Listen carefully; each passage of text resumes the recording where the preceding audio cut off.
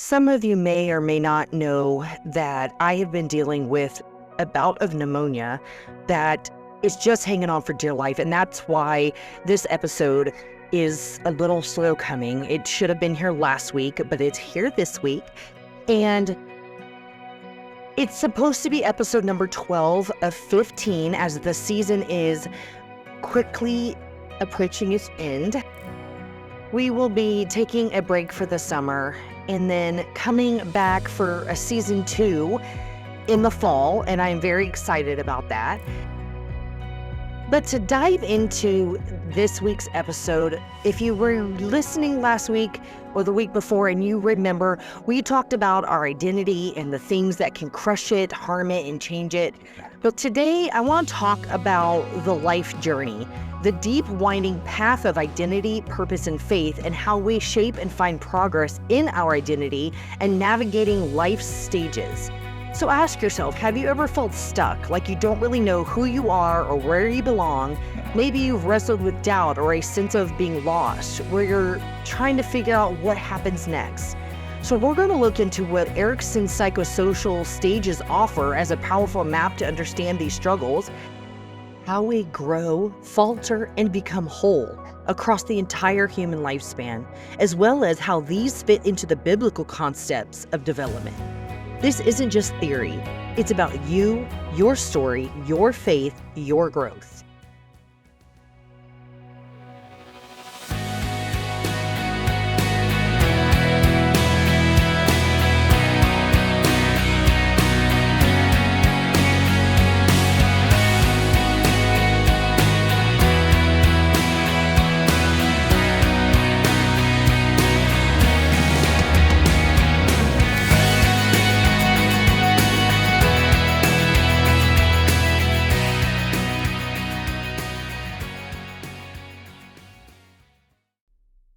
Let's talk a little bit about Erik Erikson and his 8 levels of psychosocial development, which was groundbreaking in the field of developmental psychology and psychoanalysis way back in the day.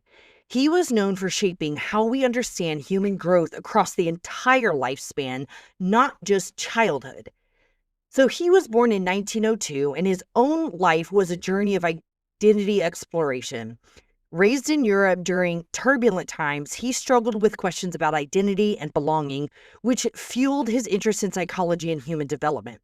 In the 1930s and 40s, Erikson studied under Anna Freud and built upon Freud's psychoanalytic theory. But he noticed Freud's focus on early childhood was too narrow and quite odd, if I might add. So Erikson proposed that development continues throughout life in stages, each presenting a core psychological conflict that must be resolved. In 1950, he formally introduced his 8 stages of psychosocial development in his seminal book, Childhood and Society. His theory emphasized social and cultural influences, faith, identity, and relationships, highlighting the ongoing challenges and growth opportunities from infancy all the way to old age. Erikson's work helped shift psychology towards seeing identity as a lifelong process, not a fixed state, something deeply relevant to anyone wrestling with faith, purpose, or self-understanding.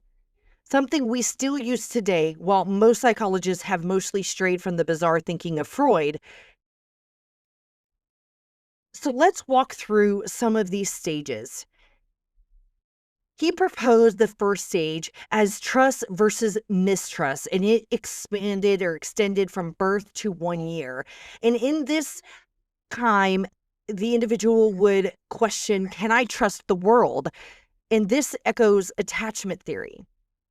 And the second stage was autonomy versus shame and doubt, which is ages 1 through 3, where we would question, can I be myself? Can I be who I really am? And then stage 3 was initiative versus guilt, ages 3 through 6. Can I take action? Can I do something about anything going on around me? Can I do something about myself? Stage 4 was industry versus inferiority, ages 6 to 12. Can I succeed and be competent? So now that I've learned that I can take action, can I take action and be successful? Stage 5 is 12 to 18 years old, and it's identity versus role confusion. Who am I? And this stage is crucial for teens and young adults. I think we all can say that we went through a stage going in from a teenage into adulthood where we go, who am I really? Who am I as a person? Who am I apart from my parents? And that is that stage. And stage 6 is intimacy versus isolation, young adulthood. Can I form deep relationships? 7 is generativity versus stagnation. It's middle adulthood. It's often where you see midlife crisis. Am I making a difference? Does my life have purpose? Does it mean anything? Do I mean anything? And then we get to the final stage, which is integrity versus despair in late adulthood, where we begin to question and look back and reflect on our life and ask ourselves, did my life matter? Did I have an impact? Did my life mean something? And each stage carries a spiritual and psychological weight. The who am I question in adolescence isn't just teen angst, it's a life defining struggle, and we all face it. And it's part of cultivating our identity and discovering who we are as a person and who we are in God. And there are so many things that tie into this development. So, just for a minute, let's dive a little more deeply into these stages. And we'll start with one of the most well known stages, and that's identity versus role confusion. This hits during adolescence, but truthfully, many of us carry it long into adulthood. Have you ever felt like you were trying on masks, hoping one would finally feel like your real face? That's identity work, and it's hard. You might be trying to figure out, what do I believe? What do I want to do with my life? Am I just becoming what others want me to be? I remember when I went through my divorce, but I also went through this going into adulthood. My identity, I didn't know what it was anymore. I built a life around being a wife, a mother, Christian woman, and suddenly I didn't know who I was anymore. We talked about that last week, but here's what I discovered. Identity is not static, and losing who you thought you were isn't always the end. It's sometimes the beginning. God is not intimidated by our identity crisis. He meets us in the rubble, and he invites us to rebuild with him as the cornerstone. As we move into young adulthood, the central question becomes, can I truly connect with another person without losing myself? And this is where so many of us wrestle. If you've ever been hurt by family, friends, relationships, you know how scary vulnerability can be. Some of us armor up. We become emotionally independent, convincing ourselves we don't need anyone. But that isolation, it's a slow suffocation of the soul. Jesus said, no one has greater love than this, to lay down one's life for one's friends. But how can we lay down our lives when we don't even know who we are? True intimacy requires self-awareness, trust, and a willingness to be seen, mess and all. And for a lot of us, that's hard. And in that, we reflect the heart of God.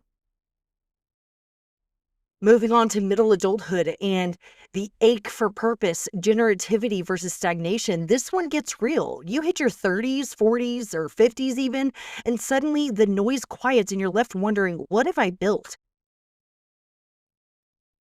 Did I use my 20s with purpose? Am I leaving anything meaningful behind? This stage isn't about status, it's about significance. You may be raising children, building a career, or mentoring others, or maybe you feel like you've missed your chance. But here's the truth. It's never too late to pour into someone. Generativity is about legacy, spiritual, emotional, and relational. Don't underestimate the power of a kind word, a faithful life, or just showing up for someone who needs you. God uses it all. To further explore these stages, we're going to look at integrity versus despair, making peace with the past. In our later years, the question becomes, did I live a life worth living? This stage is raw. Regrets can haunt us. Losses accumulate. We may grieve things we never got to do, people we never got to love well. But God is not done with you at your 60s or 70s or even your 90s. He is still writing redemption into your story. Integrity isn't perfection, it's alignment. It's looking back and seeing that even in the mess, God was there. He was faithful. And you mattered. You still do, and you always will. Now let's look at the spiritual thread through every stage. Erikson gave us a map, but God gives us meaning. Each psychosocial stage is more than a challenge. It's a moment to meet God. Whether you're learning to trust as a new parent, reclaiming your identity after trauma, seeking connection, or asking if your life has made a difference, faith, God Himself walks with you. Struggling doesn't mean you failed, it means you're human. And God designed the human journey to include wrestling, to include questioning. Even Jesus asked hard questions on the cross. So here's my challenge to you. Pause, reflect, ask yourself, what stage am I in right now? What question is echoing in my heart? Where am I trying to avoid growth because it's uncomfortable? Where is God inviting me to? Where is God asking me to trust Him deeper? You don't have to have all the answers, but you do have to show up for the process. Healing and growth don't follow a straight line, but grace is the compass that guides us. So your identity isn't finished, it's a progress, and that's okay. Erik's theory reminded us that our story is being written stage by stage, but faith reminds us who's holding the pen. You are not alone in your questions, in your fears, or in your failures. God is there in the questions and in the quiet. So as you move through your own journey, let these words echo in your heart. You are loved, you are seen, you are becoming everything that God wants you to be, everything that God knows you can be. So thanks for being here with me. If this episode touched something in you, share it with someone who needs it. And as always, take care of your mind, take care of your soul, and take care of yourself. Until next time, I'm Kristin, reminding you that your identity isn't broken, it's just still unfolding.